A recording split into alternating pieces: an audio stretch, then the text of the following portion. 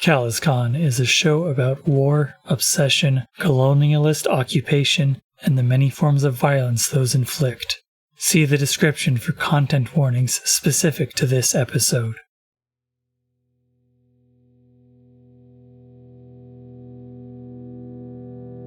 So we need to mug a nerd. Well, we'd prefer that you pickpocket the nerd. Learning how to play and beat Malik Jax in Calaz Fighter. Our looks are bold, but the mission isn't. Is Koa going to handle propaganda? You mean B-roll footage? So you're hitting the dance floor.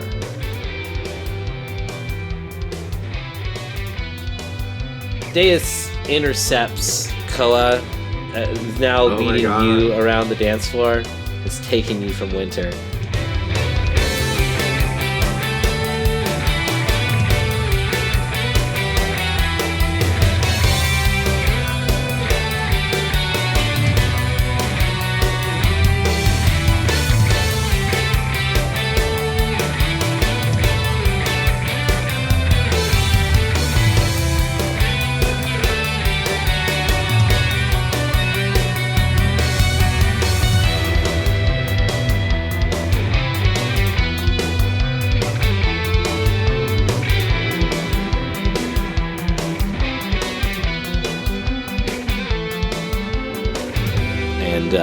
We'll cut back to fighting game team.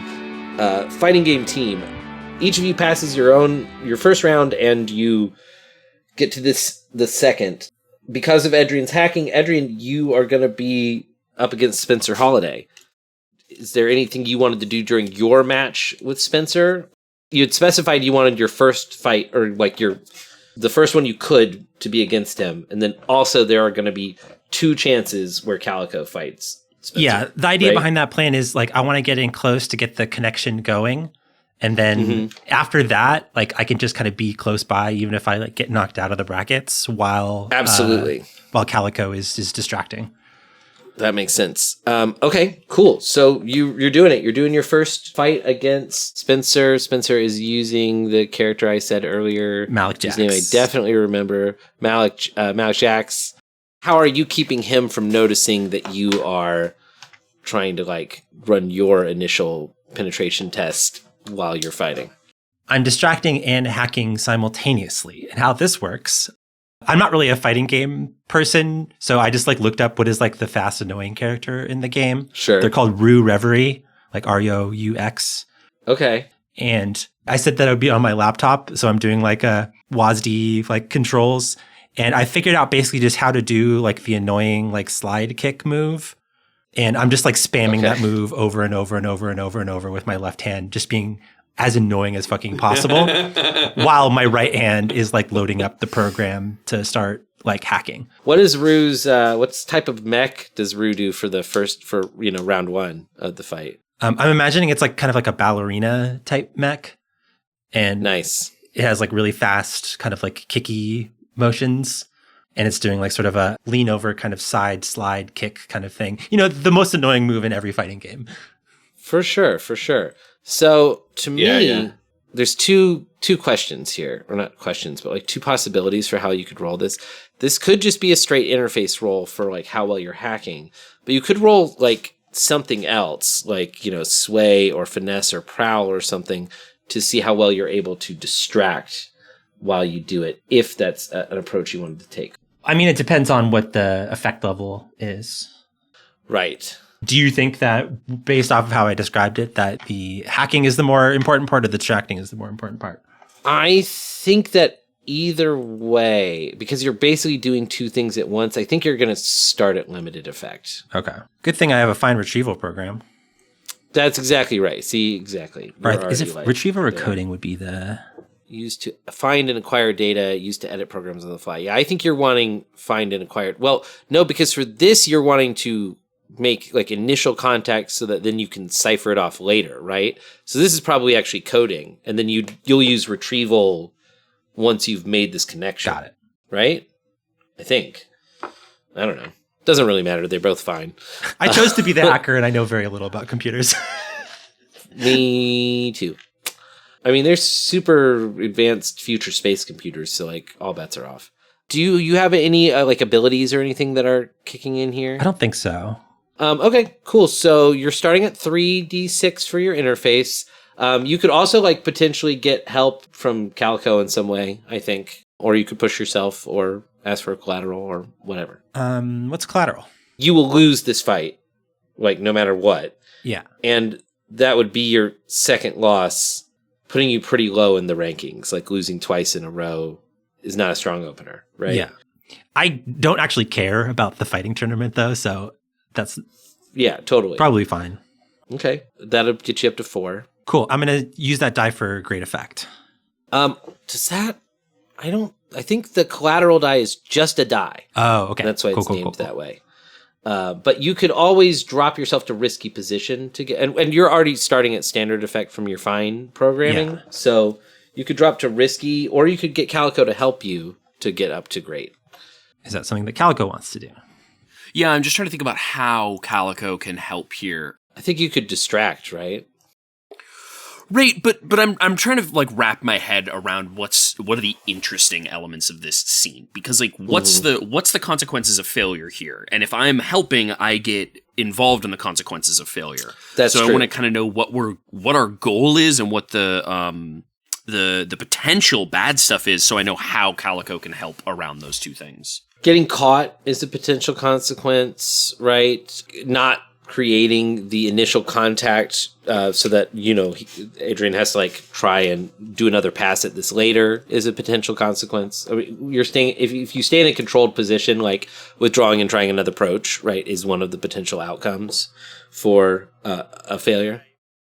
Calico is also in a match at the same time. And Calico, I don't know how Spencer's like personality is, so maybe this is also a chance to kind of get a read on that. Calico starts breaking out all the stops, right? Mm-hmm. Stops holding back, and this is like people are either coming away from the match Adrian is in, giving him more room, less people looking over their shoulder, right, and you're drawing the crowd over. Yeah, I'm drawing the crowd away. Or Spencer sees this, thinks, "Oh, I can do better," and then they start trying to up their game. Right. To get the crowd back on their side, and either that's distracting or is helpful to Adrian because their attention is split. Yeah, I think I like the idea of you kind of going all out and pulling observers away, because that is really going to help when you're trying to hack with one hand and fight with the other without getting caught, right? Like, and it's okay, like a cool. I'm good with that. A Baronet Fizz main has entered. And that might be Baronet concerning. Oh, yeah, that's exciting, right? Because of your being the hard counter to Malik. Mm-hmm. So are you giving an extra die, or are you giving better effect? Sounded like better effect. Yeah, right? I'm at 4D risky standard. Or no, 4D controlled standard at the moment. I have 2 beliefs with Adrian. Oh. Okay. So you could give a die and an effect, because you can't give position. Oh, hell yeah. That's what I'm going to do. And my beliefs with Adrian are... Adrian and I could find solace in one another being swallowed by this empire, but we are just too different. And this is the one that is absolutely perfect for it. Weaver is more interested in setting up the dominoes than knocking them down. Damn. Called out. So I take 2 stress to do that. You do. And then, Adrian, you're now at 5d6 controlled great. What a ridiculous... I mean, this could still go horribly. You could get 5 1s. Yeah. Ooh. You won't. Okay, 6. There we go. 2, 1, 4, 6, 4 for those audio only. Incredible. We got that 6, but only just barely. I guess I should start a clock. Does Spencer get tilted here? He does win, but since Spencer wins, but like as soon as the win is acknowledged by the ref standing next to y'all, Spencer jumps out of the chair and runs over to catch the end of Calico's match to see what all of the fuss is about. I am going to put down a clock. This is going to be your clone the badge, right? Uh-huh. So you've done step 1, which is establish contact, and it sounds like you actually got a decent amount downloaded because we got great effect. So we're filling this 3 times. And then not actually filling this, just going to put this clock out here because it's like something that is a natural sort of narrative potential.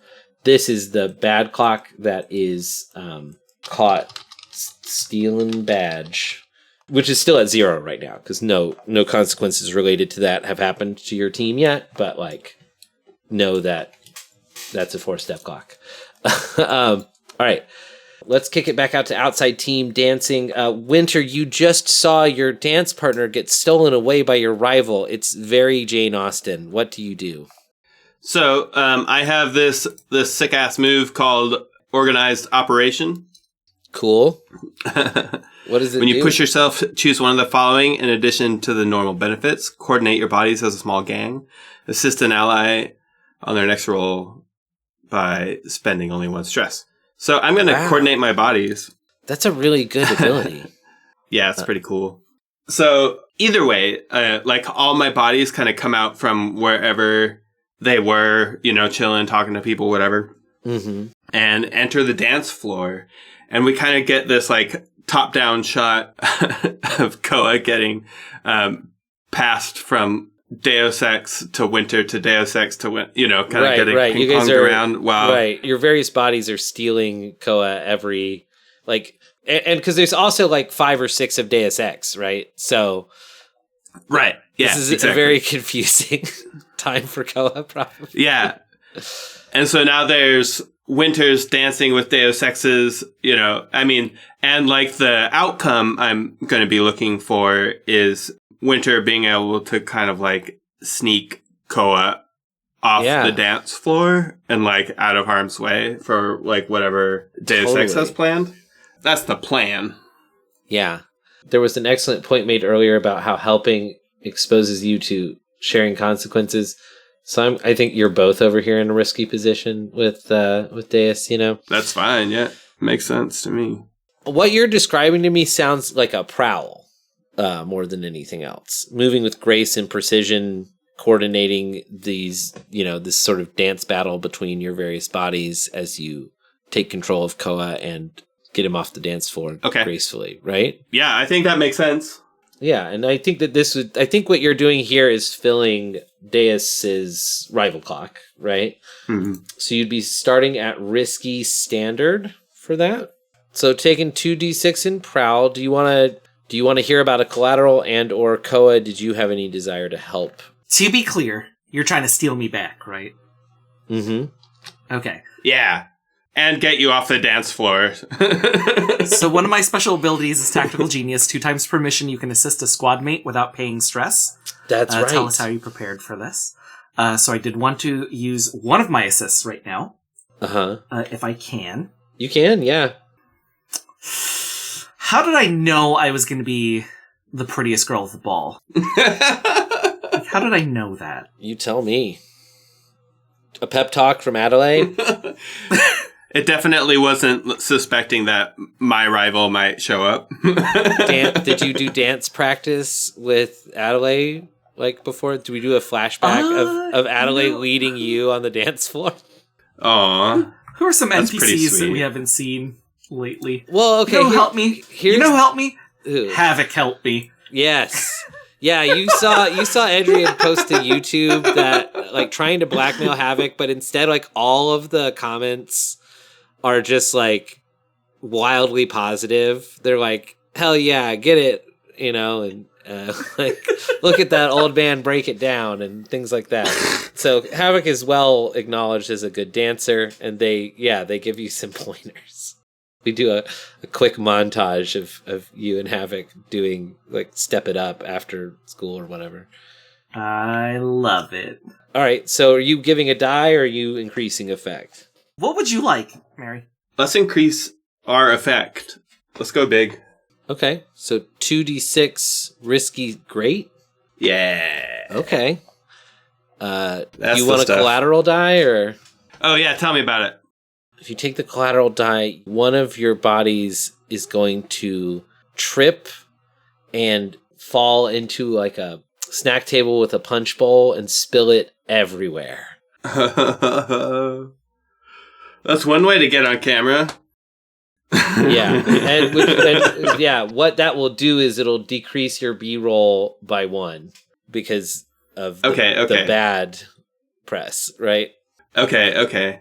I don't think I'm going to take it. Okay. This time. Well, 2d6, risky, great. Godspeed. That's it. Yes! That's the one. Oh my god. A 3 and a 6.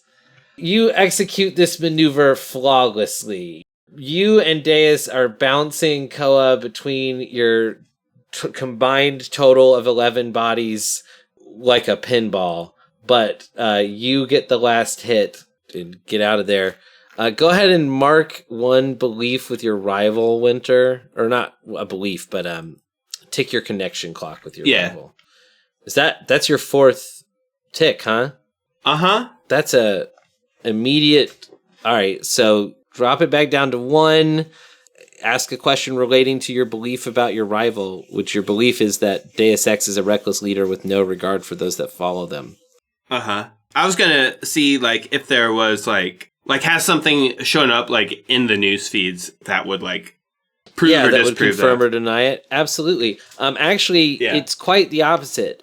Deus was in the news recently for, like, heroically sacrificing, like, one of their bodies to save several of their squad mates recently. That's why they're down to 5 instead of 6. Deus seems to actually care quite a lot about the people under their command. So that's fun. Give yourself an experience point and create a new belief about Deus. You can create that belief in a minute, though. You don't have to do it right now. Okay. They are going to go ahead and use a rival move, though. You succeed, right? You get Koa off the dance floor. You successfully sort of get him away from Deus, and you guys scurry off the dance floor. But Deus looks really good doing it. And you're going to take the level 2 harm bedazzled. Yes. You may resist this as normal. This would be a resolve resist, I believe. Oh, I have a lot of resolve. You do. I'll resist. Sure. It's, sometimes resisting gets painted as, like, that kind of just didn't happen or whatever. Or, like, here's how you got out of it, I guess, Yeah, well, you're rolling to, like, place. avoid an emotional response, right? So that... Yeah. Not rolling to avoid, but... because, like, all my bodies are dancing with all of their bodies, except for the one that escorted Koa away. So, like, we're, like, entangled in this, we're having, like, a multi-sensory experience. Right. Strangely intimate. Yeah, right. Exactly. For everybody involved, I imagine. Yeah, when you resist, you do resist. It's just how much stress you take. That's what we're rolling for. Yeah, I realize that. That's why I'm just trying to, like, paint it as, like... Yeah, so there is, like, at least a moment where you're briefly stunned, right? And then it's kind of about how quickly you that's recover. what I'm trying to say. The temptation's there to not resist, I guess. The psychedelic new type moment happens, but do you hold your own... Like, do you hold on to yourself, or do you get naked and turn into a swan, right? Like... Right. So give me a 3d6 resist roll. Hey, that's a 6. So you take no stress from resisting this. What's happening over here with Edrian and Calico? Well, I got my part of the plan started. That's true. Oh, I guess, yeah, next step of what you've already hacked is that, Calico, your next fight is against Spencer. And I have to keep Spencer occupied long enough for us to get that data cloned. Which means I can't win too fast or lose too fast. Exactly. And I'm going to be treating this as a setup role for Edrian's next hack attempts. Cool. That actually is perfect. Which will give better effect to their hacking. What even is this role? What is the be good at fighting games role? Finesse. Well, it's not even necessarily being good, right? It's about, like you said, putting on the show correctly and making it last long enough. Yeah, that's the tricky part. Like, how do I not get my ass kicked immediately? Can I combine this with the get the good B-roll by, like, helping somehow and, like, filming this fight? Or like, yeah, I think you can contribute to B-roll. by filming this. If Calico, or maybe, as part of the setup roll, if Calico does well enough, I think I'll maybe give you a tick. I'll provide a help roll then. For free. I would say here are the ones that I could see it being, Lauren, and your Interface? It could be interface, sure. I could also see it being sway, because you're sort of trying to put on a performance for the people watching, right? It's not necessarily that your skill is in question. It's like, can you make this? Because like we've set up narratively, like you have a computer, like a bio computer, you've practiced a lot, you picked a character that's a hard counter to his character. Like, whether or not you're able to win might not be the bigger question. It's like, can you make this last as long as you need it to? Finesse or interface feel best, and I think I might have to end up rolling finesse on this because interface just to me seems like actually like literally interfacing the technology. I think this is finesse. Like you handle an object with agility, and it doesn't matter how good I am at knowing. I mean, like how you have to execute. Good, but I have to execute. Yeah, so then I think you're starting at 0D in finesse, but you're getting help from Edrian, it sounds like. Yeah. Edrian, what's your relationship with Calico like? I respect Calico's faith, but the tech within them could be dangerous. So just one tick? Yeah. Okay. And I got some bad news for you. I got a 2 and a 1. Oh, you already rolled? No, that's what's in my prediction pool, and since I'm only rolling one die, it's a 2 or a 1. Well, right, but you can get more dice. You could push yourself. You could ask for collateral. Well, you can. You'll just get a scar. I'll get a scar. Well, not only will I get a scar, I'll be out. You'll have to withdraw from the scene. Sure, but this is kind of your big thing, right? This might not be the worst time to quietly withdraw. Pitch me a collateral, and I might take it. Your performance, good or bad, would draw the attention of like FGC fandom.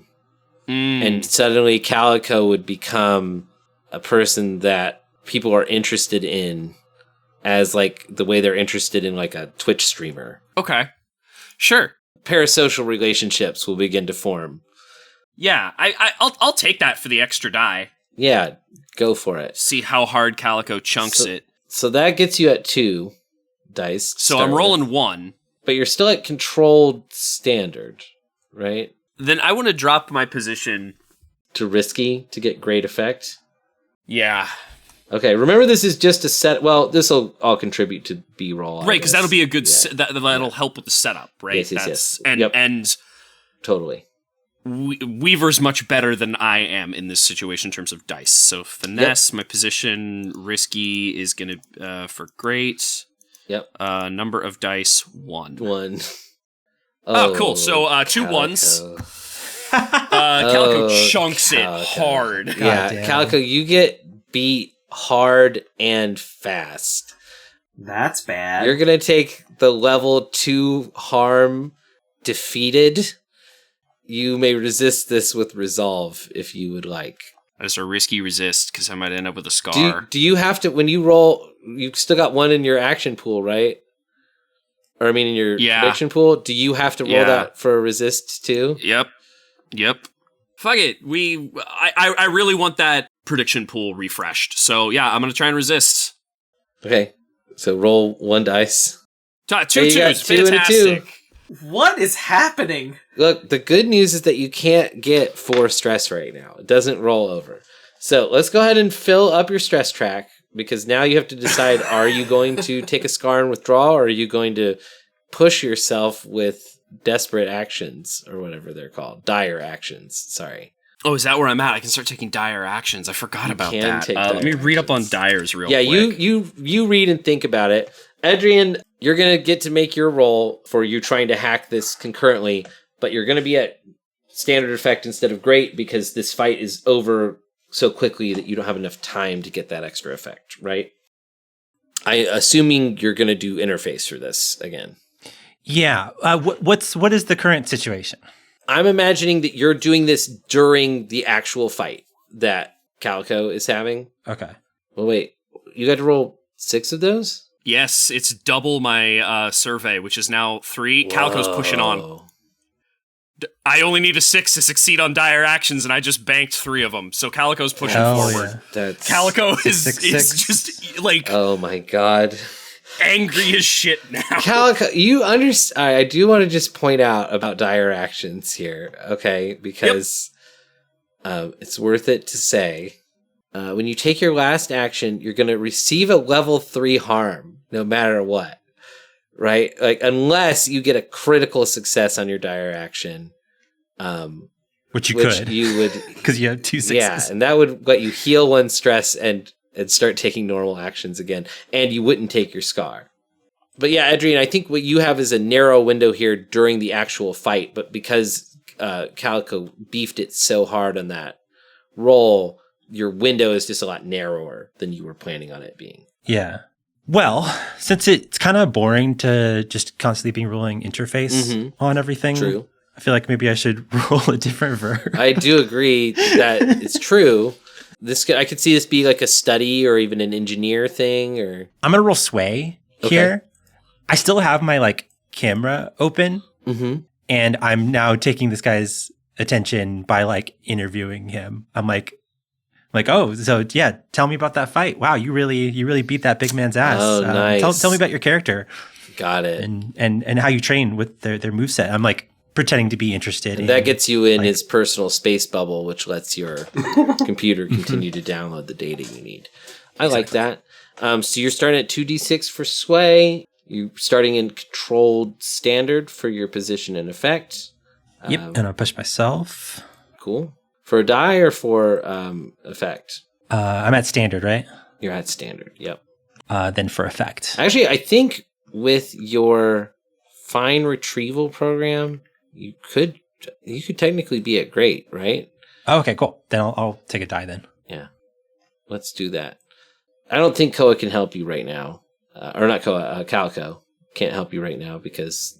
Koa could, though. I feel like things are getting a little dicey, right? This is a good spot. Let's do it. Cool. Awesome. Okay. How are you helping?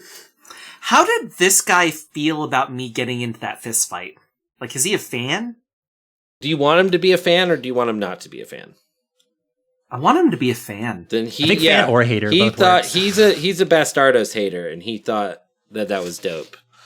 He doesn't like force majeure. So I would want to like surreptitiously like bump into him and be like, "Oh, I'm so sorry," and then I want him to like recognize me. So is there like it's okay? You're that guy that beat up force majeure. Oh yeah. So you're familiar with my work. Cool. All right. Well, there you go. You got a distraction there, Edwin. Can I jump in for just a second? Yeah. What if the way that you bump into him is one of my bodies sets you down too close to him, and as you're getting your balance, you kind of sway into him? Yeah, I guess this could be like like as he's, because between fights, right, they leave the pavilion, so maybe Edrian, you followed him out while this is all happening, and then while this is bumping in and all that is happening, you're sneaking up, and then you get to do your interview thing. I'm like walking after him annoyingly with my phone, like, "Hey, answer questions for my like web series or whatever." Perfect for my this is an important podcast. Yeah, I was thinking my body was trying to like get Koa away from like the dance floor, for sure, and so might have been moving towards where we had other people. So what are we at now? 46. 46 great effect. Controlled great. We're still in controlled. Yeah. I think you haven't had any consequences that would drop you from controlled yet. Now I will. Holy tamale! That's a Come 2. on. That's a 2, a 1, a 3, and a 1. You don't get it. I think as you are like running after Spencer, trying to get the scoop or whatever, he turns to you annoyed and is like, "Hey, man, get out of my face! I don't want to talk to you." And you're gonna take the level 1 harm reprimanded, which That's maybe fine. resisted as normal. Not worth it. All right. You know how like when somebody yells at you, like even if they're wrong, you like feel weird and bad for a little while?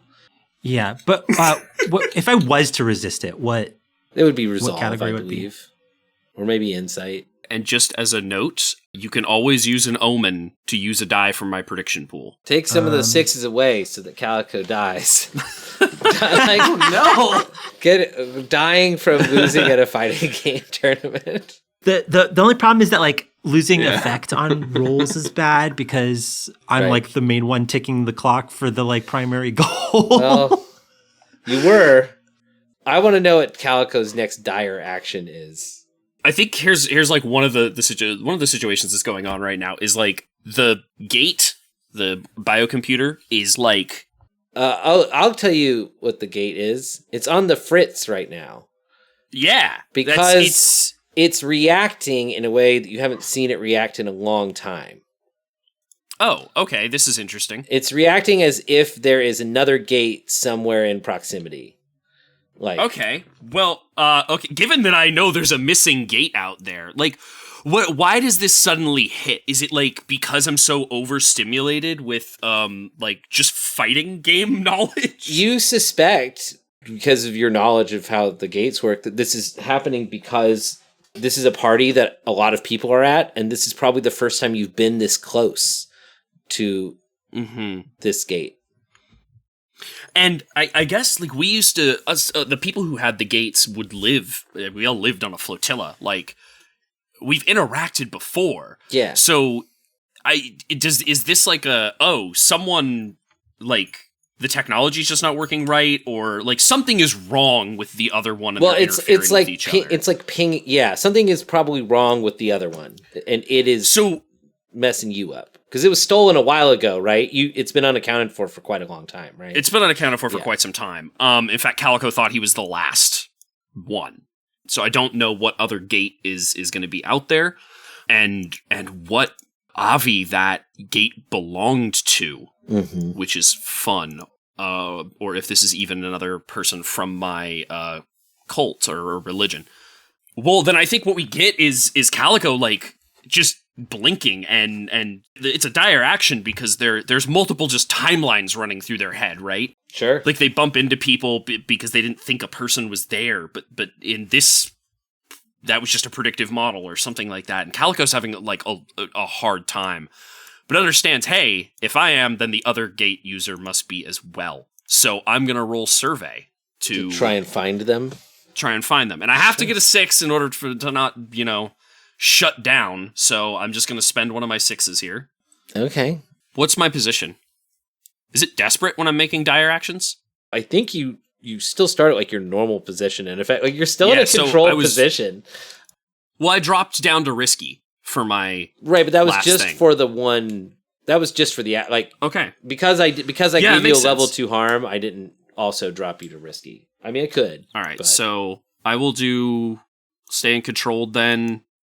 What's my effect here? I'm going to say limited because you have no idea like what you're even really looking for, right? Like, well, I'm looking for someone else freaking the hell out like I am, but I guess that's still hard to find. And that's with all assuming of this that they on. are freaking the hell out like you are, and that this isn't like something that they modified the gate to do, like offensively, right?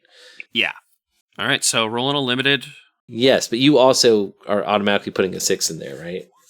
Yep, and then I got another 6, so critical. God. We're back, baby! Take 1 stress off. Which means I take a stress off and I'm no longer making dire actions. It finally happened. As you look across the party and the people milling about, you see a woman with red hair, and they're wearing sunglasses, big black sunglasses, so you can't see their eyes. They are looking directly at you. They are 6 1/2 feet tall, extremely broad-shouldered. They look kind of like they could conceivably wear power armor if they needed to, but aren't right now. She's in a bright red dress that has no sleeves, showing off her extremely buff muscles and shoulders. And you can't see her eyes through the big black sunglasses, but you get the impression that the two of you have locked eyes across this party and are staring directly into one another's souls. Fun. Okay, so the other gate user is here. Yes.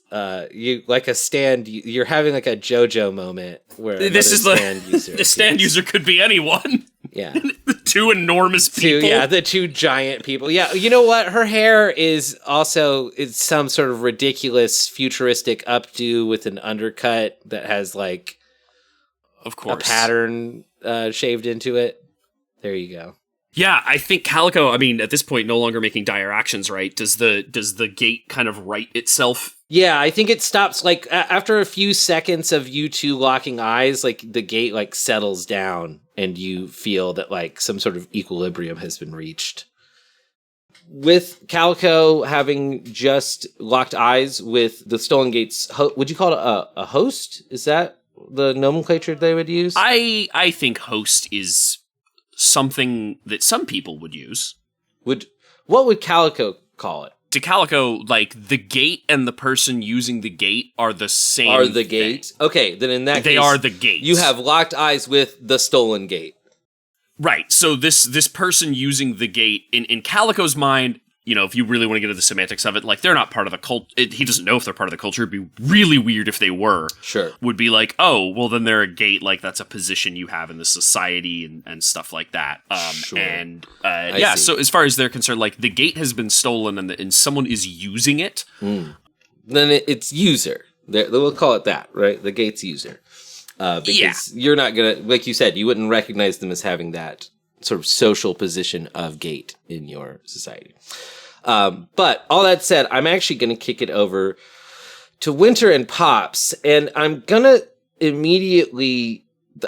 trigger a cascade of things happening here. Oh, hell yeah. Deus is about to inflict a consequence on Winter's pledge, which will tick Winter's rival clock, filling it and giving you an XP, if I'm not mistaken, which is going to do another thing. So let's describe what that is. So you mentioned your other 5 bodies are still out on the dance floor, right? And your 6th has pulled Pops away. Deus, I believe I mentioned actually earlier, has 5 drones here that you spotted. And so, of course, immediately all 5 of them move up to begin dancing with your still on the dance floor bodies. With the 5 remaining. I guess take the level. You're in a risky position, so you're gonna take the level 2 harm. I'm not as good at coming up with good snappy terms for like social harms as I am for physical ones. Anyone got like I want like occupied or engaged, but I want the level 2 version of that. Like that feels like the level 1 one, you know? Like entranced or something? Entranced. There you go. Something that it needs to be something that would make sense in the Planet of the Bass lyrics. Yes, you're entranced right now. All right. I think you can resist that move as normal, right? If you want to. That would be a resolve resist if you did want to resist becoming captivated. That's the level 2 version of it, I think. Captivated. Cool. I'm pretty good at resolve, so I will do a resist. Yeah. Tell us what it's like to still be danced with, but not have, your full attention captured. We'll roll it first and then, tell us what it looks like. Yeah. Okay. That's a 4. That's a respectable resist roll. That means you're going to take 2 stress and you're going to no-sell that harm completely. You get your 1 XP, which I think was the last one you needed for your playbook XP. Yeah. I believe you have something prepared for this. You sent me the message about who the other 2 are. They are here in one of these tents, being clandestinely held captive. Held captive in a way that they're here in their formal wear. You know what I mean? Soft captive. Perfect. And you're social captive. And you're going to... This is going to allow them to... No. Sorry, I don't want to take away from your thing. Do your thing. Okay, cool. My new ability is, my name is Legion. There are now 8 bodies in your hive. Increase your body clock to 6 ticks. You can remove a tick from your body clock to change it. A dire action roll to a 6. I'm not going to do that. I just wanted 2 more bodies. As Peace just mentioned, nearby in a tent, somebody begins to wake up out of sedation. This person, this pair of people, are my bodies 7 and 8. Body 7, my kind of face cast for them is Mr. Echo from Lost. Oh, hell yeah. I love that character. Sorry. I'm actually a big Lost nerd, and nobody likes that show anymore, so I never get to talk. I've been rewatching it recently. It's really good. I think it's a lot of fun still. Anyway, shout out to Mr. Echo from Lost. If you don't know what Mr. Echo looks like, he is enormous, muscular, and black. So like, very dark black. Yeah. Mary, just keep talking, man. just keep talking about it. Yeah. And then body 8 is an artificial body, and body 7's entire left arm, including shoulder. They're iron gray with industrial construction aesthetics and gold details. They have mechanical eyes running from shoulder down to the palm, kind of in like a spiraling descent. And they can separate from 7, and the fingers kind of extend into legs and they run around. Yeah, so I just want to be clear. This 8th body is a prosthetic arm for body 7, like currently, right? Yeah. Mm-hmm. Yeah. Yeah. Okay. Like, this is wild.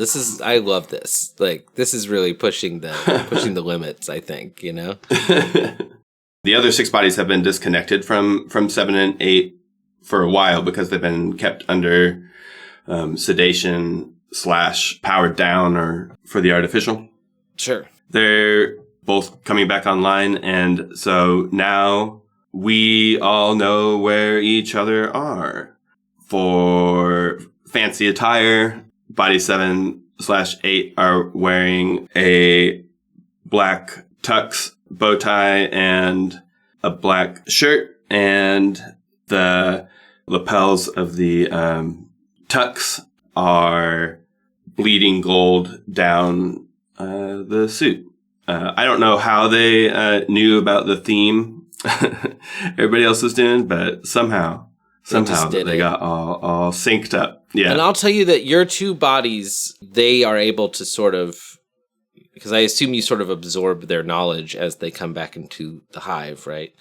Yeah. They were being held captive by the Calazarian Artists Association up till now. Oh, okay. Okay. And were being transferred here for some reason. But they don't really know the specifics. They've just been, in containment for most of this, They've been a POW. Okay. Or 2 POWs. I don't know. I guess they were together. So they were probably still hived with each other, right? But who knows? I guess you're the one who gets to decide how that stuff works. 2 new bodies for Winter are here on the field. So that sort of changes the calculus a little bit. I'm actually going to move Winter back to a controlled position, just because I think it sort of narratively makes sense now that they've brought 2 new bodies onto the field. So that said, Winter pops, or really anybody can sort of jump in now. I believe, Spencer's out here. Several daises are out here. Somebody should distract him so I can make another hacking roll. Yeah, I was going to say. He doesn't want to talk to my ass. He does not like you. I do have an idea for that. Okay, what's your idea? Okay, I have a few questions, though, please, if you can help me out here. Yeah, listen, that's the only thing I'm here for. So the second part of our mission is going to be good B-roll, correct? Yeah, good B-roll. Okay. I'm assuming that people know the rivalry between Deus Ex and Winters, or they can at least feel it. It's palpable in the air. The way that Winter and Deus are dancing, it's palpable. You could feel it. It's like a scene from some kind of show you've seen that I don't have a good example for right off the top of my head. But and who is leading in that dance? Mary, Are all 5 of your bodies leading or following, or is it is like each one, or some of them leading and some following? This is for Marigold. Yeah, because Marigold I think it's a resisted mix. that role. If you hadn't resisted, then everyone would be following. But Sure. I think it's a mix. okay, Yeah. there you go. So let's call it 3 leading and 2 following. Okay. Okay. Do you know that scene in Real Steel where the robot has a shadow function, like a shadow boxing function? I love Real Steel. It's one of my favorite movies. It's unironically one of my favorite films, yes. No one ever talks about it because it's the most. It's a Hugh Jackman Rock'em Sock'em Robots movie. But to answer your question, yes, I do remember that part. I'm going to ask Winter, with Body 6 that I'm with, to go into lead mode. So then the other bodies also know to copy these moves. And then I'm going to back lead them through dancing to make a full spectacle. Okay. Okay. Yeah. What the heck action is that? Sorry, if you're not familiar with back leading, that so there's a lead and there's a follow in dancing. And then if you're a follow, there's a thing that you can do that might not be appropriate sometimes called a back lead, where you are in the follow position, but you're actually forcing the moves to make the lead go where you want to go. Mm-hmm. JPG, you could just say power bottom. I was gonna. Well, I believe there was a power bottom joke last time we played. That's 2 power bottom jokes this episode. Yeah, this episode. I actually did swing dance for like 4 years, so I know exactly what you're talking about. I do as well. My wife back leads. So. Oh, okay, nice. Congratulations to her. Cool. So you're gonna have them all go into follow mode and back lead, and you're kind of walking them through this. I'm gonna act as the follow, and then I'm back leading because what I want it to look like is Winter is establishing a sort of artistic dominance on the dance floor, and then everything is synchronized. Copy paste. I don't know what this is. You tell me. Sounds like a setup. I think it's a command. I was going to say, it depends on how we're framing it. If we're focusing more on the instructions that Koa is giving to Winter, then it's definitely command. If it's more about the movement of your body, I think it would actually be prowl or even struggle. Well, it wouldn't be struggle, but... So yeah, I'm fine with letting you do this as a command. And I think what this is it is a setup action that, if successful, will give Winter improved effect. All right, so action roll. That's going to be a command. Mm-hmm. Is this controlled, risky, or desperate? You are currently in a risky position. You're the only one who hasn't pulled yourself out of risky yet, and or never fell from controlled. You know what? The language of dance is always risky. So and then, I'm so sorry. I'm sorry that I'm here. And then limited, standard, or great. I think this is standard, but like there's not really differences for the effect levels here, because it's just, if you succeed, Winter's going to be starting at controlled great instead of controlled standard. You know what I mean? I'm also just off the bat going to push myself for this, so that's 2 stress. Sure. Give me something juicy, piece. Oh, for a collateral die? Do I catch the attention of like a higher level person at this party that I should not have caught the attention of? That's a great idea. You know what? If you the collateral die, because it doesn't necessarily have to be directly related to you, right? A collateral die paid promotion, who is also at this party, and I think got you into it, is going to get like pulled off to the side to be spoken to by security as they like run your guys' details. Hey, wait. Aren't those the people who keep showing up in propaganda videos? Are they shooting a... Why do they have so many cameras with them? Are they shooting a propaganda video right now? If it's okay, I want to take that 4th die. Because I'm really hoping for 2 6s at this point. Yeah. If it's... Is it cool with everyone else? Because we're about to get caught. Yeah.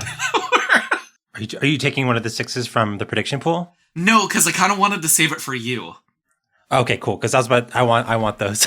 Yeah, because there's 2 of them, right? There's 2 of them. Yeah. Yeah, I want to save both for you. Oh yeah, because if I just take both of them, then I can finish the hacking clock in one move. I've started a new clock in celebration of JPG's incredible collateral die called Paid Promotion Interrogated. Okay, that's 4 die that I'm rolling right now. We ready for this? Oh no. My god! Oh no! JPG. That's a 2, a 3, a 2, and a 3. Wow. Okay, so is there a way that I can make this better? The omens were right there. I know, but I was saving them for tapping. Wow. Take the level 2 social harm bumbling as you try to do this maneuver, and you just... the command, great. The actual dancing, garbage. You don't have it tonight, Koa. You can't backlead your way out of a paper bag, so it doesn't matter that Winter's following your directions to the letter, and you are like tripping over your own feet and stuff out there on the dance floor. So, how do I resist this? This would be I think this is actually a prowess resolve. Oh, no. Or prowess resist. I mean, if you resist it, and you don't take the harm. It's just how much stress you're going to take, right? Okay. That's 1 die. Yeah. Oh, God. And that's mid. That's a 4. Okay, you take 2 stress. Okay. So you manage to get your feet back under you. You're not overwhelmed by the embarrassment of your brief lapse. I'm going to use a rival move to drop you to a desperate position as a 6th Deus drone that we didn't know about moves in and begins tandem dancing together as like a 3-person group with you and Body 6. This is like a musical theater thing. This is like you guys are in a full-on dance-off. You know, it's Sharks versus Jets out here. And I'm gonna kick it over to Weaver for a second. It's gotten really out of hand over here. The dancing is really, okay, the energy's can I at least going up. Get credit?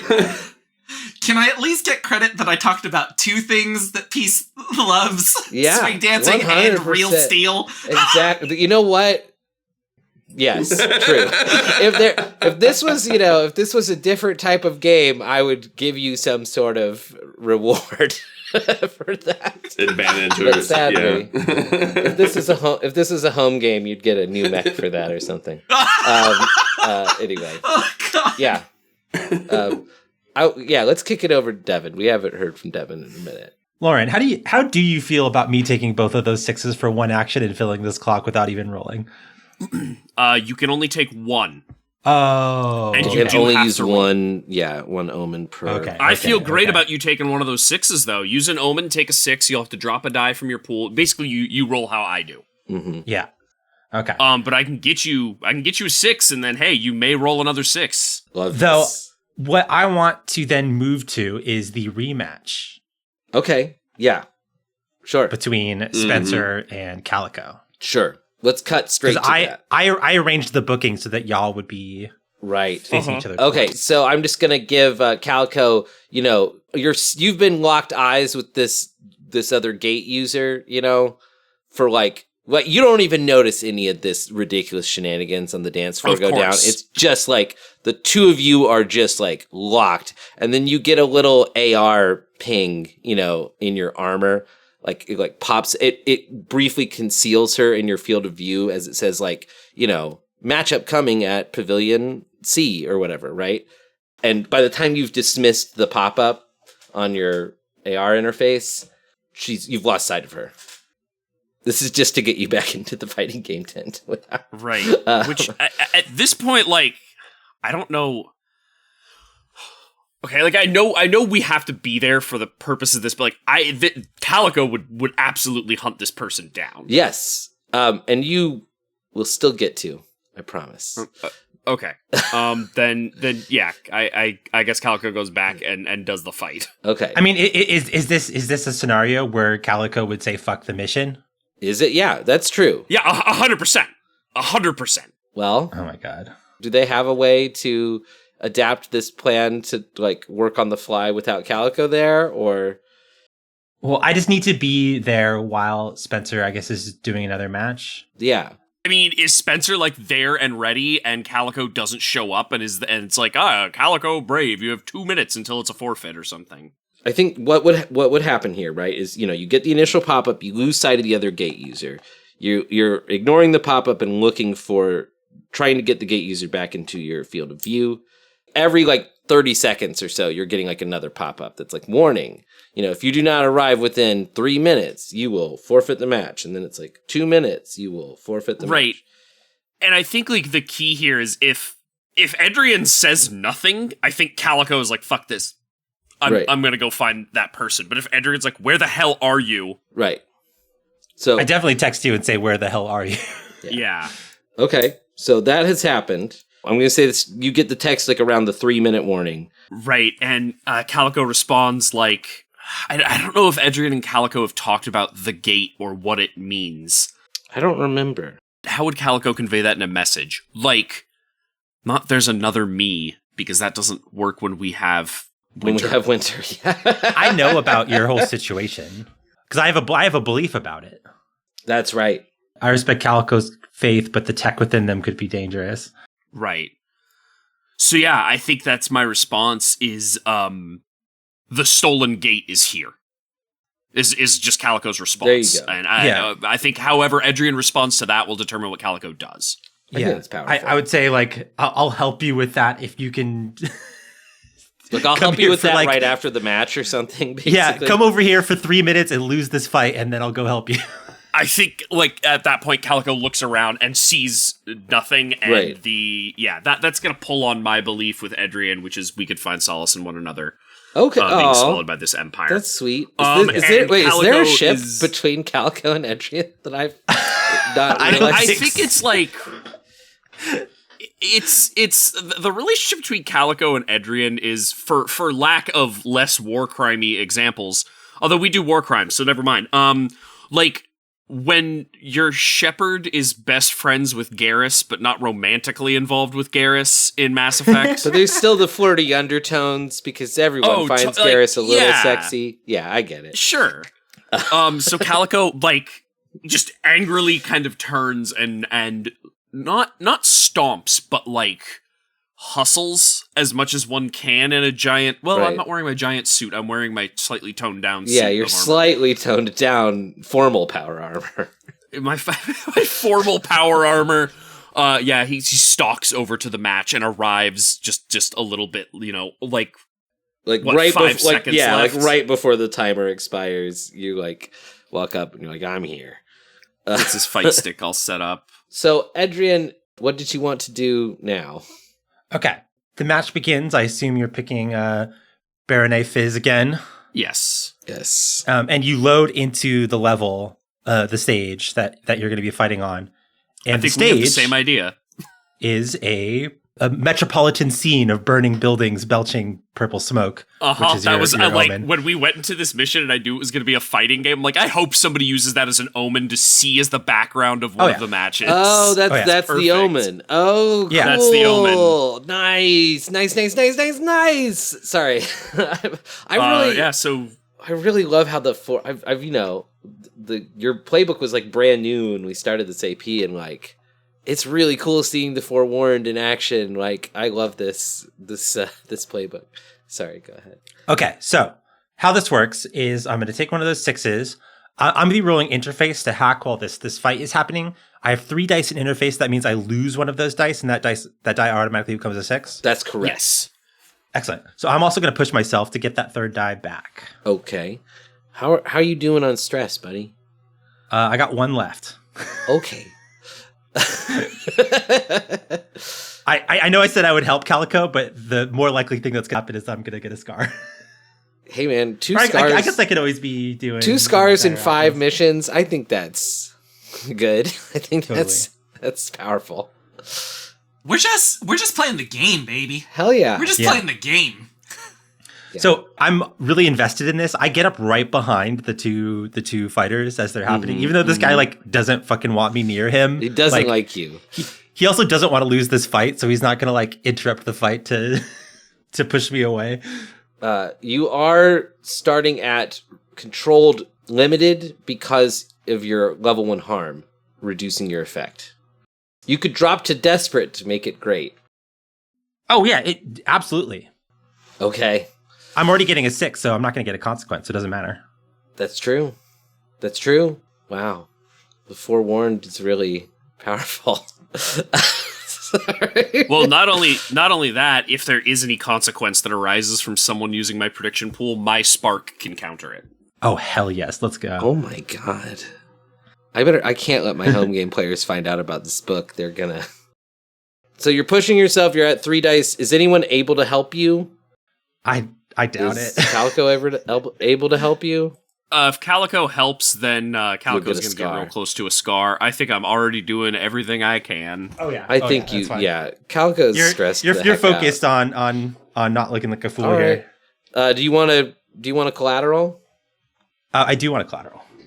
Tick the hacking detected clock one more time, putting it at 3 out of 4.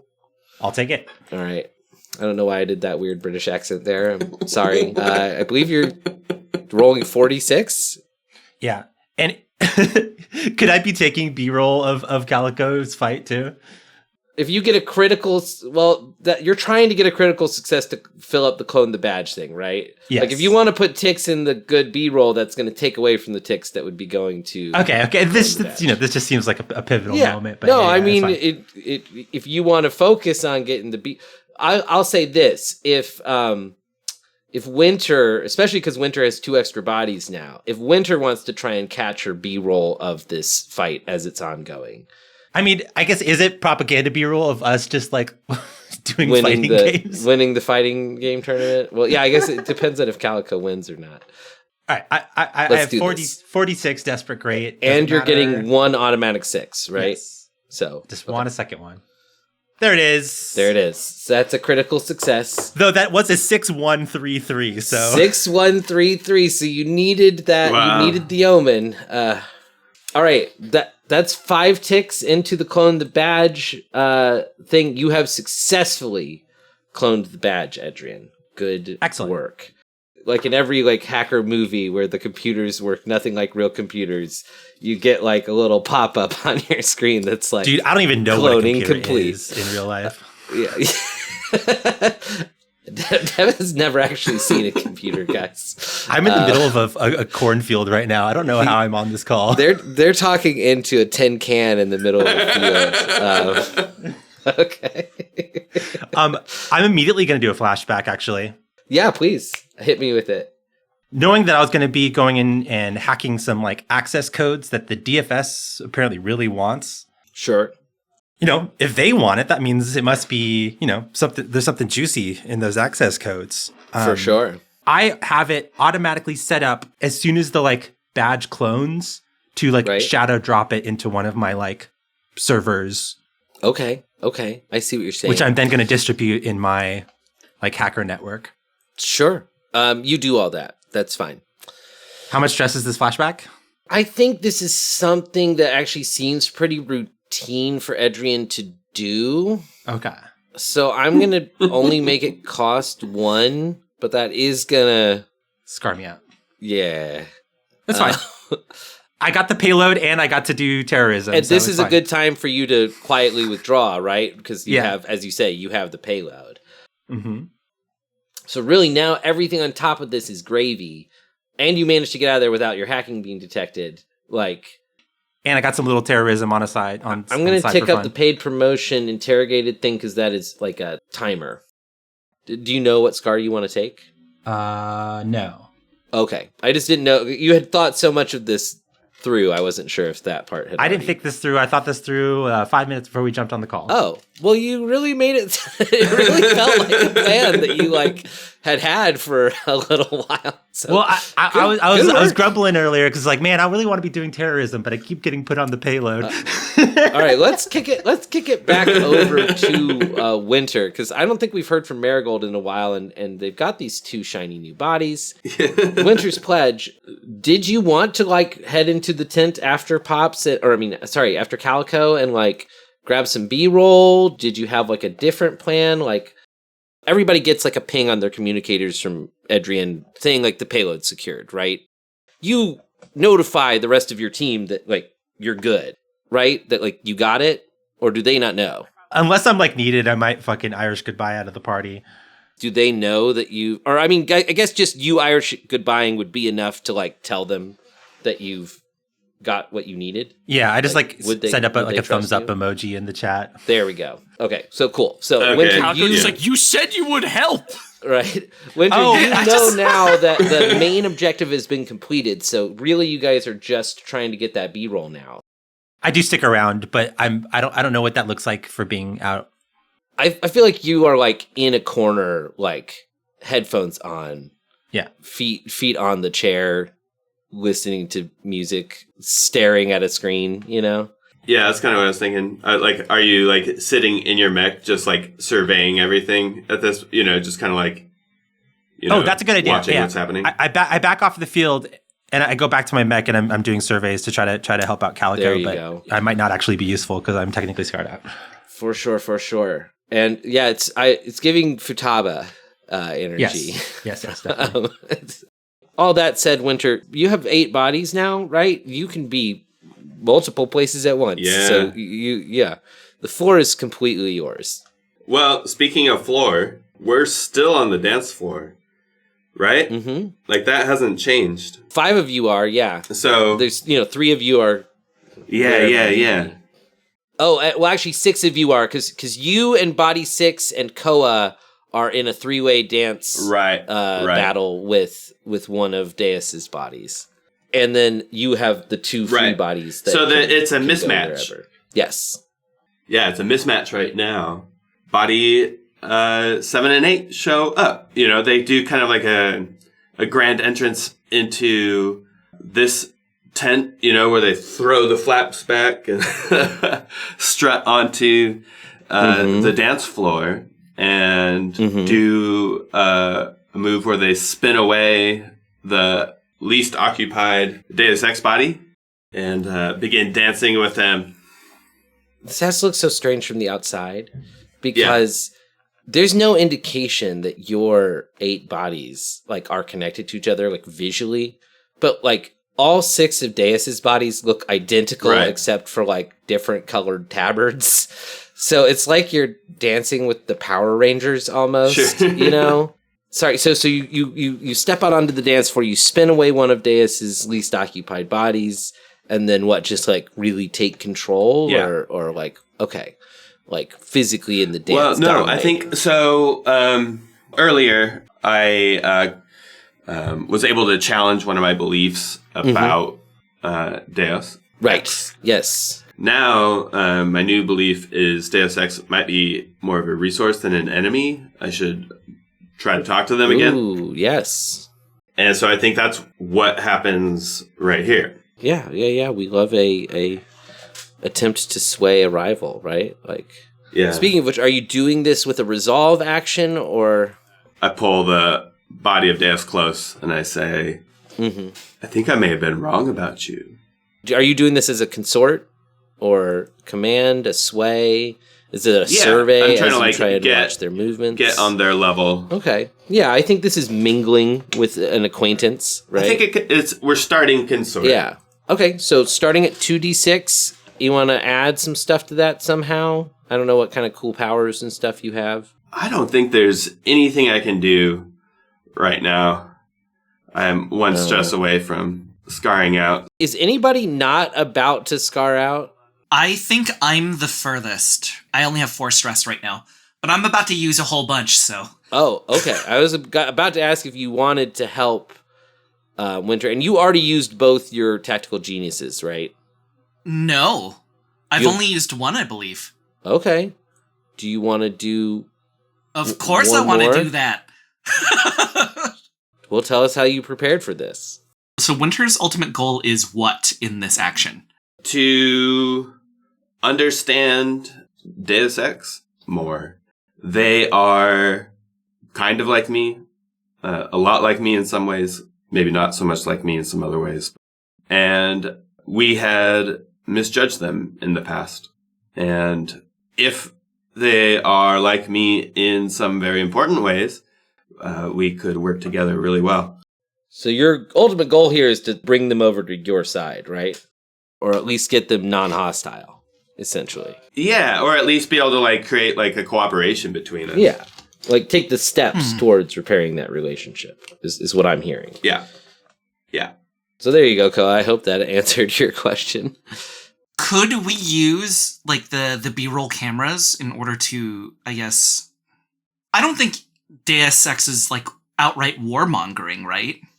No. They're just, they're a leader of, or not, they're a leader in a CalazCon squad, not the leader of the whole squad necessarily, but, they're an officer from, what's their squad? So the crab something? Oh, that's right. They're a Joe Vangeli. That's right. It is the Hermit Crabs. Yes.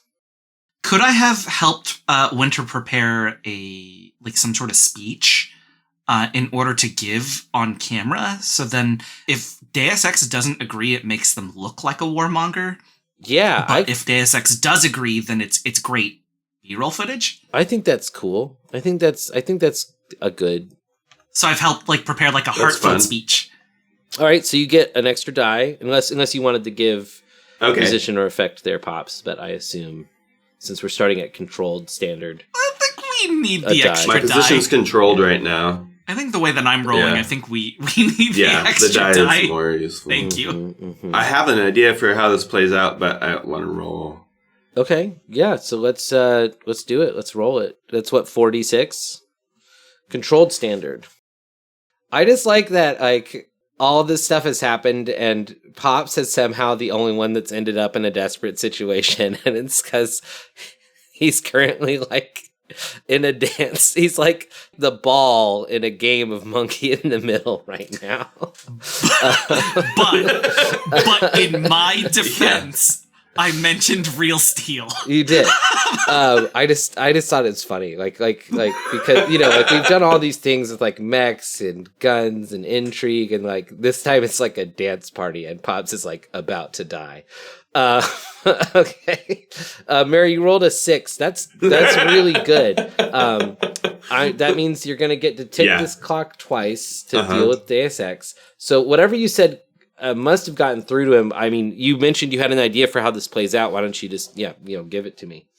Yeah, for the, as far as, a B-roll kind of idea, the different bodies of Winter say a line. Right. Of the speech. I imagine we've got, little drone cameras hovering around, so they're able to, capture that as one thing that can be synced up. So there's dancing and twirling and one line at a time being given by each different body. Okay, sick. I'm into that. You see something shift in Deus's body language as it, seems like they are hearing you. You are getting through to them at least in some way, on some level, right? They haven't completely withdrawn yet, but you see, it's kind of hard to read Deus because all 6 of their bodies are robots. Mm-hmm. But you look into their eye and you see a sort of, you have synthetic bodies. You have 2 synthetic bodies, right? So yes. You have a little bit of an idea of how to read the emotions of a synthetic. Is what I was trying to say. God, right. And you see thoughtfulness. You see a deep sense of introspection and, considering for this. I'm going to kick it over to Koa. JPG, do you want to try and redeem yourself, mechanically speaking? Lauren, Uh-oh. What's the last omen? Okay. Use a broken teapot full of blood. Full of blood. Mice. That is... What a unsettling omen. Okay, the end result is I'm trying to use sway for this right now. Okay, sure. I see. There were video games here and stuff too. I'm sure that they... Are there like babysitting places here? Oh, is Adelaide here? She can be if you want her to be. Absolutely, one of these pavilions is a childcare center. What I'm thinking is that I'm like, oh, you know what? Like, I've completely blown the night. We've at least got one mission fulfilled, but I didn't get the other mission. So I go to pick up Adelaide, right? And so... Oh, so you just leave the dance floor. Yeah, so I just leave the dance floor. Because I'm a little bit crestfallen at this point, right? Yeah, and you're kind of third-wheeling. Yes. Okay. And so I go to pick up Adelaide, and she's watching the show that we love, Boku no Hero CalazCon Adventures. Sure, yeah. And so there is a teapot that was left over by one of the babysitters. Sorry, it's called Boku no CalazCon Family Adventures, just to... Boku no CalazCon Family Adventures, thank you. Just to... I know, I made up the name, I should get that right myself. Not to be a pedant for this fake show that we made up. And on the screen, it's like a little mech character talking to a little mouse character about their feelings and about how when you're vulnerable, that's when people want to help you the most. So I see, there's a little broken teapot that's left. And before I pick up Adelaide, I tell her, hey, stay here. Daddy has a few more things to do. And I cut my hand with the teapot. Oh, so it's filled with blood and mice. I see. How is it full of mice? Well, no, it's because the mice are on the TV. So I took blood and mice as two separate things. No, the omen is a teapot full of blood and mice. Okay, so what? So it's not open to interpretation? A little bit, no, but it has to be. I think a little bit. It's like, it could be on the TV screen or something, but you have to use the image. Hold on, let's think. It's computer mice, not. I was gonna say I like where JPG's going with this, right? But let's just take it a step further. Instead of it being a TV episode, this is an AR episode of Boku no CalazCon Adventures, and it has a 3D teapot, and the mice are doing, it's doing a thing where there's a broken teapot and one of the mice is drowning and the other mouse helps him out, but there's some sort of a glitch or something that kicks in and it turns the water bright red so that it looks like blood. Is that... I'm just to kind of, because I really liked where you were going with this. I just figure we could tweak it just a little bit and make it work. So I want to cut my hand, right? Yes. Maybe that's what it is. You cut your hand and the water, right? The AR. Yeah. Yeah. Okay. Yes. So, God, I'm so sorry. So is that Lauren? Do we have to go ahead to use that omen, Lauren? Yeah, go for it. Cool. So I can't stop you. Right. That's so ominous. We just wanted to ask, we wanted to... Right. No, but part of the ability, I once I've put the prophecies out there, I don't have the choice to tell you, no, you can't use them. Totes. Okay, so then... use that 6. I'm going to use my cut hand in order to, garner some... both a little bit of sympathy and a little bit of buffoonery. And what I want to do is I want to go up to one of the most highest ranking people there, their partner, in order to be hey, I'm so sorry, I actually cut my hand. Oh gosh, this is so embarrassing. First I make a fool of myself on the dance floor. Now now I'm such a klutz. And I want to use sway. I want to use my sway in order to sway them on my side through sympathy. Yeah, I got you. So it's our B-roll is... Our B-roll is just all these shots of Pops getting owned. Yeah, but then also, right? It's kind of like you can find unity on these sides, and like really playing up that I'm asking all these other people who are helping out that are on different sides. Sure. Do you know what I mean? Yeah. There's Joe Vangelis here. We are a consulate squad. like a Colors of Benetton commercial, but like. Yeah, I get it. Does nobody else get that reference? I actually don't. I don't know what Colors of Benetton was. I was just trying to Never be mind. Cool. We are a consulate squad, so this is what we're supposed to be doing. Anyway, this is a desperate action from you. Like, I think it's hilarious. 100%. I think thematically and role-wise, it has to be 100%. Desperate, right? Like, I'm just clawing for some sort of semblance. But you know what? I'm going to make it desperate standard. Or I'm going to make it desperate great. This is a big swing. If you get this, you get it, you know? What are you rolling? Going to push myself. I want to roll sway. Yeah, because it's using it's using that's my right. You said that earlier. Yeah, it's using my proposed like buffoonery in order to be endearing. And then you're using the omen, right? Yes. So take one die away and add a 6. And then do we have any spicy consequences? You want to give me any spicy collateral? I don't think I can think of a collateral at this point. I think it's just gotta happen, you know? Okay, that's fair. So I got 2 die. You got 2 dice. Is there any other way? Anyone want to give themselves a scar to help out Koa? Can I push myself twice in a scene? You cannot. I got a 6, a 4, and a 3. It works. Your gambit works. That's putting you at 5 out of 6 on the good B roll. What you tell me? What so disheartened. No, I'm not disheartened at all.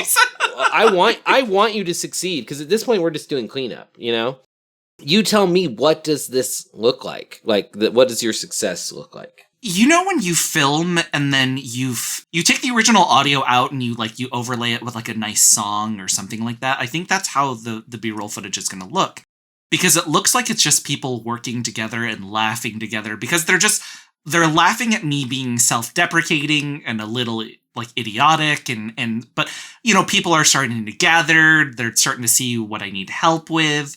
So it's very much, it looks like it's a very coming together moment, especially because I'm wearing my DFS uniform. I see. And so the success on this roll looks like us flashing forward to see what the footage looks like once you've cut it together and put the sound over it and everything, right? So like, yes, we, the viewers of the show we're simulating here, get to sort of flash forward to like see the completed. I like that. That's a really cool way to frame a success on that kind of roll. There's only 2 things left to do, dealing with Deus and getting the last little bit of B-roll. I think Calico should kind of be up next. It's been a little while since we had Lauren jump in. So, well, Calico cares about neither of those things. Okay. Yeah. Do you want to go? Pissed off because Adrian fucking bailed. Right?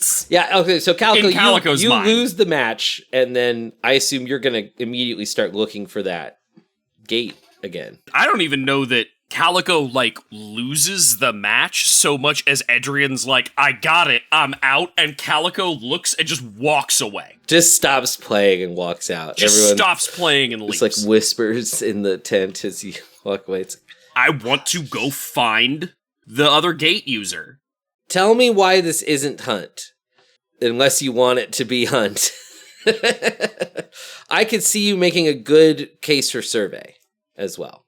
The only reason I would say it's not Hunt, and the only reason I'm trying to get it to not be Hunt is because you have 0 dice in that for people listening at home. Right, but Hunt is like you track targets and attack over great distances. You might follow a squad through a ruined city. Right. I don't know that this is a great distance. I also, agree. Maybe they're gone. Maybe I missed the opportunity. I don't know. I think maybe this is more of a survey to observe your surroundings to predict outcomes. Right, and I think what I'm looking for is are they still here? Are they in the room? I know I lost track of them, but are they still at this party? So this isn't Calico sitting there looking around at the room. This is Calico moving through this space, trying to find a person. I gotcha. So I'd like to roll survey for it, but that also could mean they're gone and I've missed the opportunity. Yeah. They're out, and that has its own consequences. Could easily mean that. I think if you can pick up their trail with survey, if they're not here, then I might have to probably hunt be them. hunt, right? That totally. Yeah. Cool. All right, so I'm rolling survey here. What's my position? Your controlled effect here is going to be limited, I think. Cool. Then I'd like to drop this down to, fuck it, desperate for great. You can totally drop down to desperate to get desperate great effect on this. Cool. And then I'm giving myself at least a 4. Mm-hmm.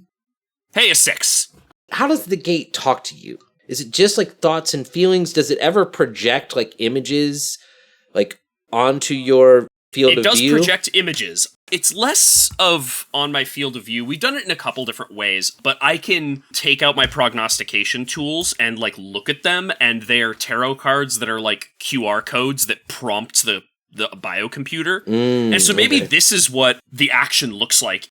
Calico has like been moving around this room, talking to people, getting little bits and snippets of information, looking at things, and then like finds a table somewhere in the corner and like sweeps shit off of it. Just like knocks a bunch of canapes onto the ground. And just like starts laying out a tarot reading and starts flipping the cards.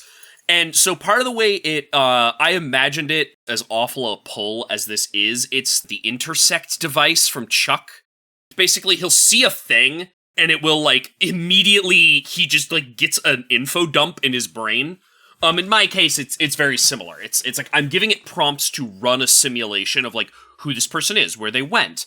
And on top of that, there is an entity that exists within the simulation. That's the one, my ally or my friend, which is Delphi, a powerful algorithm, and yes. It's D3L-PH1. Yes. One of the things we talked about is that Delphi exists in all of the Gates. Simulations. Yes, so I remember every this now. gate user can speak to Delphi, which is weird. What does Delphi look like when they manifest you? I don't know. What does God look like, right? Well, I mean, you've talked to Delphi before, right? Is it always just a voice? And I don't know that. I don't remember if Delphi manifested in that sense. I believe Delphi can manifest. Yeah. A nebula is what I had imagined. Sure. You hear Delphi's voice and see the nebula sort of start to take form as Delphi says, "This way." And the cloud of gas that makes up the nebula in your field of view sort of turns into like a Skyrim clairvoyance trail leading you out of the like towards away from the party. Sure. Yeah, I mean, immediately like gonna follow. Yeah, totally. We're going to come back to that later, Calico. We'll just have you keep moving. Can I pop in real quick for a sec? Yeah, please. I took the paranoid scar, and I think what happens here, speaking of our contacts, this is a contact that I haven't really evoked since early in the show, but my negative contact is called Gather, a curious proxy, and I described them as like an AR crow that has been like sent to like spy on me. Sure. I think in all of that chaos of me trying to get this job done, I think I did provoke that Corvid AR thing to start like following me and trying to track me again. For sure. I love that. So that's why I'm paranoid now, is that the DFS is going to start scrutinizing me a little bit more. Yeah. And actually, I think that this is a good moment. The world doesn't necessarily wait for you all to cleanly finish up everything you're trying to do before the world moves on. As Calico begins to follow this trail out of the party, like back down the red carpet, out towards the trail is leading you towards the mechs. There's a giant screen like back here, like behind all of this stuff that I've drawn, and announcement comes on it. The big screen at the party changes from whatever it was showing before to an image of an athletic white woman standing on a stage at some other party. Her black hair in a ponytail as she's dressed in cosplay. Likely some incredibly niche character to show off her fan bona fides, though the character likely doesn't have the leafy tattoos reaching up her neck from below her shirt collar. A banner under her on the screen identifies her as Artemis Mayflower of CalazCon. Hello, CalazCon! Wherever you are in the lovely city of Hestial, make some noise!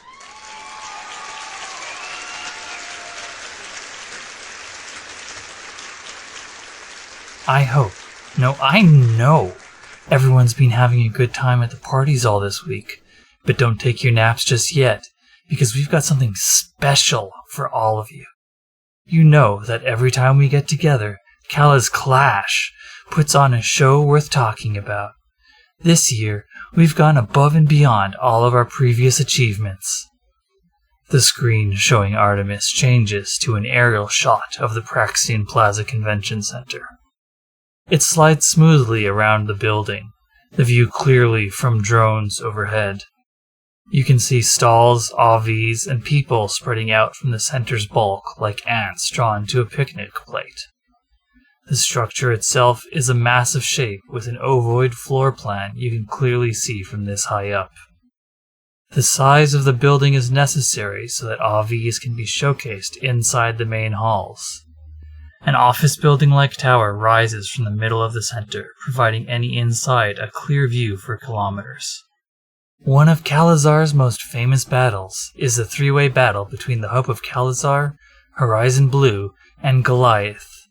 I'm sure many of you have seen CalazClash's Horizon Blue on display, and a few of you have taken a very special interest in the Hope of Calazar. She pauses for the audience's laughter at her acknowledgement of the vermin's success. But what about Goliath? Have we converted a bunker-type T? Maybe cobbling together parts from a few different AVs? No. We've partnered with Jacob's Junkers to make something incredible. The ground beneath your feet shakes as an earthquake rumbles around you. On the screen, the human and AV ants flee from the convention center as cracks appear in the concrete around the building. A series of explosions spew dust and debris into the air, concealing the structure. As this happens, the metal side paneling on the tower section shifts to different areas, revealing a darkened alcove on either side. A series of massive shapes rise out of the dust cloud, their appearance being immediately followed by 6 crashing booms, and then the convention center stands up. As the arms slide into place from the side of the tower, a head similar to a barbute-style helmet rises from the top of the building.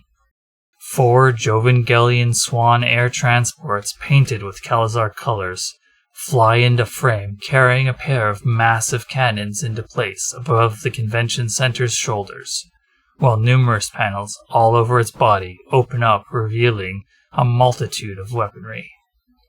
The camera switches back to Artemis with a huge smile on her face.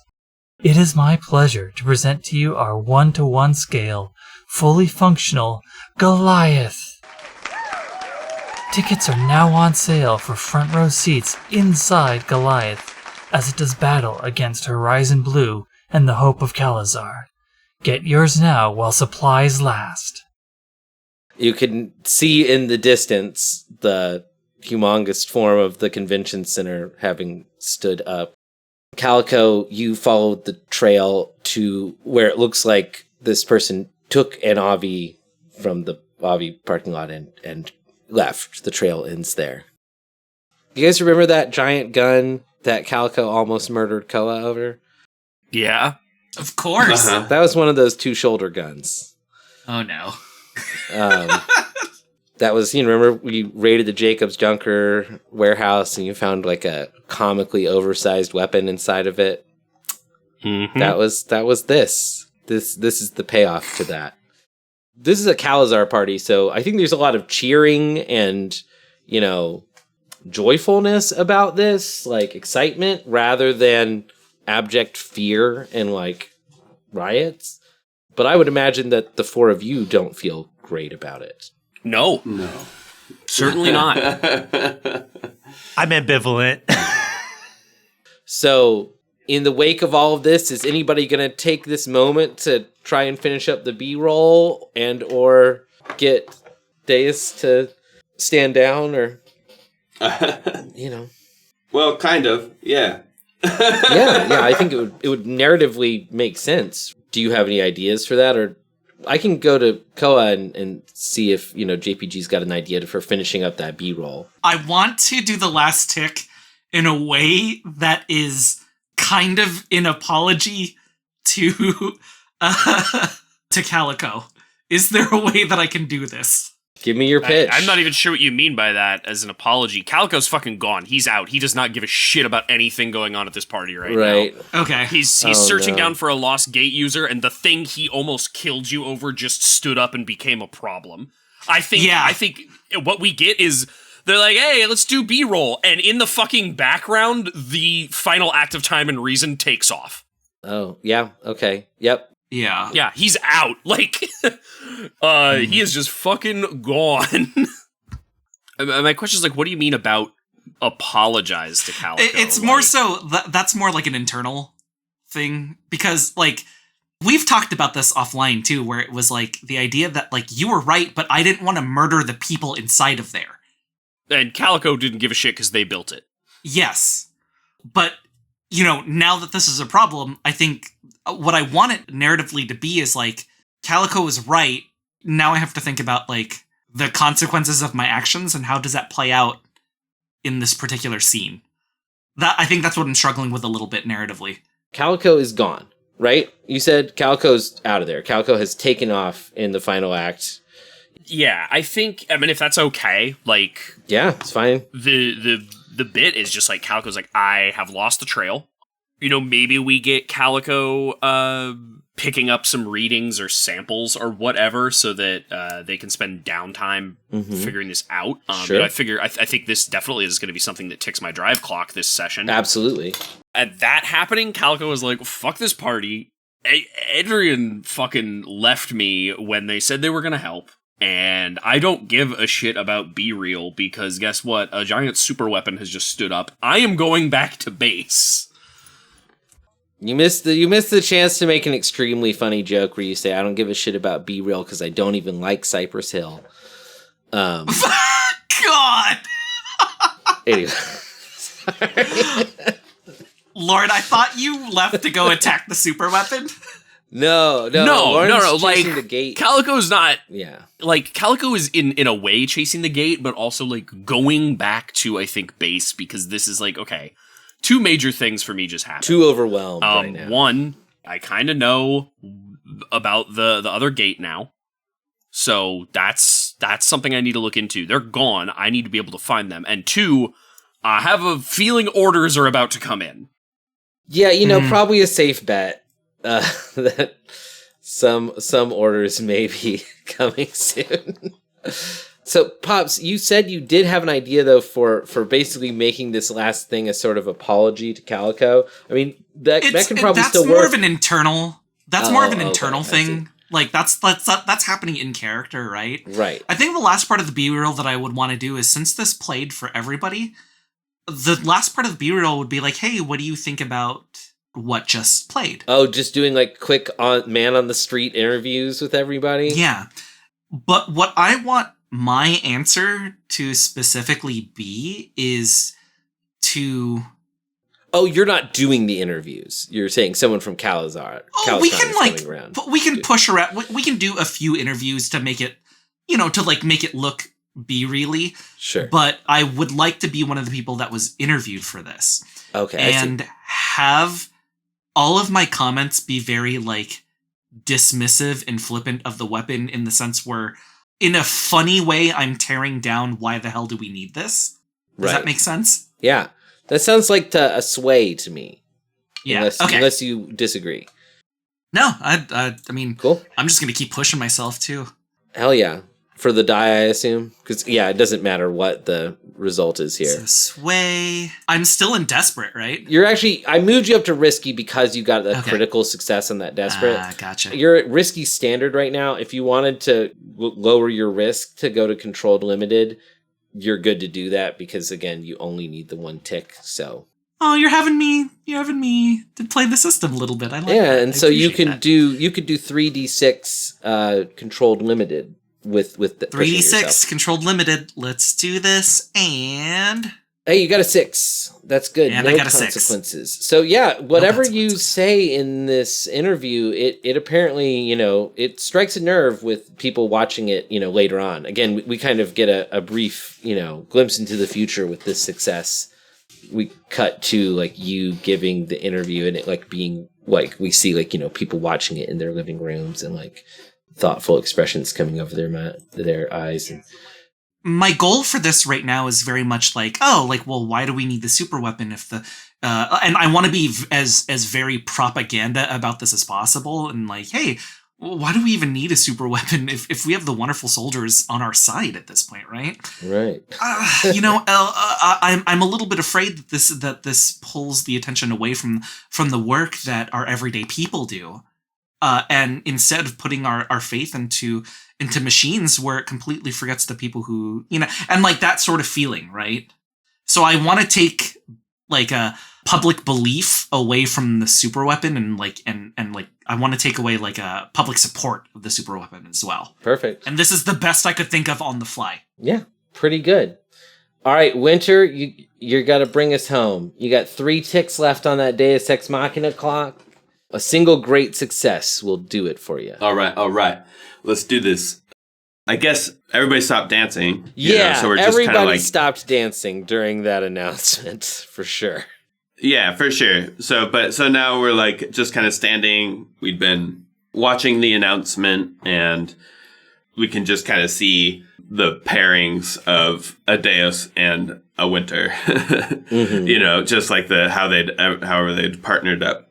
And in a rare moment of synchronicity, all the Winters look at all the Deus Exes like at the same time. Because, you know, normally the bodies aren't actually like synchronized in any way. Like, it's not like they all move at the same time. Occasionally, like if one of them's startled, they might all look in the same direction or something like that. But usually they aren't synced in that way. And so they all look at the same time and are just trying to get like a read on Deus Ex at first. And Body 6 asks the Deus Ex that they're next to, "Did you know this was what you were working towards?" Deus looks at you and says, "Remember, I'm Jovangel. I'm trying to get these people to see the truth. I didn't have anything to do with this, and neither did my people. I'm just as surprised as you are." Okay. Yeah, I guess I wasn't sure what you were doing at the super weapon, you know, because we fought there. Well, actually, he says, do you ask him that? Like, what were you doing at the Jacob Junkers thing? He'll answer that. He will say, "I was there trying to stop this. I had heard that there was some sort of super weapon under construction with Jacob's Junkers, and I was there to take it out. Seeing you there was just a happy coincidence, you know? Attack of opportunity, as they call it." A little quirk of a smile. Something that you did not me like telling you what to do, but just as a reminder, because it's been a couple of weeks, you guys currently have a truce, a ceasefire with the Jovangelian Empire. So that is something you might be able to like leverage in this conversation. And right. And Deus is a Jovangelian. So like he's not a CalazCon. Right. So yeah, I think Winter with like a little quirk of a holographic smile says, "Man, if only we'd tried to stop it together. Maybe we could do something like that now." Yeah, I think that's exactly the right thing to say. This sounds like another consort to me, honestly. Okay. You'd be starting at controlled standard. If you want to drop to risky, you can go for great effect, which would let you potentially close this out. That sounds good. Do you have a collateral die for me? Yes. So Deus is a fully artificial hive, meaning that the mechanism by which they are connected to their bodies is a little different than yours. But if you take this collateral die, their hive signal will become permanently intermixed with yours, and you and Deus will from now on always know exactly where each other are. Oh my god. All 14 total bodies. Now, you'll only be able to control your 8. Deus will only be able to control their 6. but all of you will have full spatial awareness of each other's bodies. That sounded... I don't know how I can sounded not, sexier not than I take meant that. it to. There was a lot of tension in that. There was a lot of sexual tension in that. I'm sorry. I'm sorry, guys. I didn't mean to. I feel like I need to light up a cigarette after that, I dude. didn't mean to make it this gay. But I did. Anyway, that's the collateral. It sounds like you're taking it. Yes. So that would put you at 3 dice. Do you want to give yourself a scar to get a 4th, or what? Yeah, I do. Okay. Hell yeah. This is a big deal. Push yourself for that last stress. Give me 4d6. Risky, great. Let's bring it on home here. Oh. Okay. All right. A 4 is a success. So what you say to Deus gets through to them, and they stare their LED eyes into your holographic ones for, a few long, tense moments, and then they nod at you, turn, and all 6 of their bodies just walk out of the party.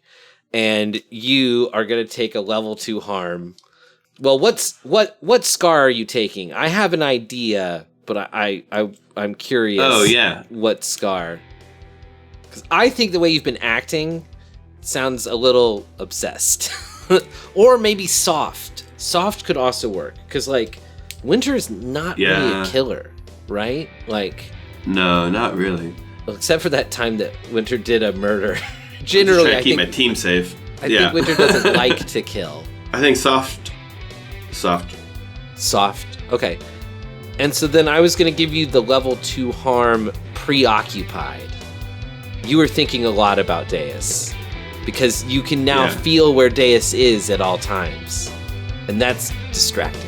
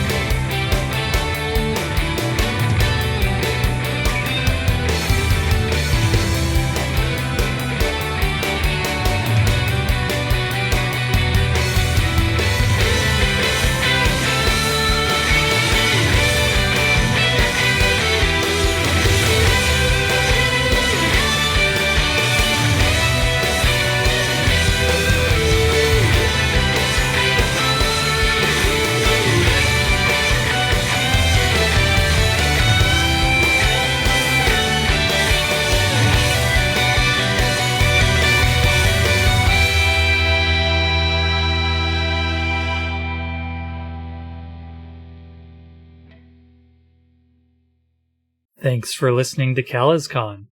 This episode was edited and sound balanced by Christine Blight. You can reach her for voice acting at CVBlight@gmail.com.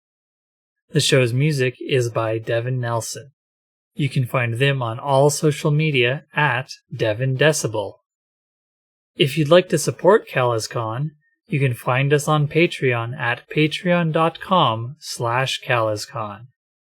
Please tell your friends about the show too. Remember, All glory to Calazar.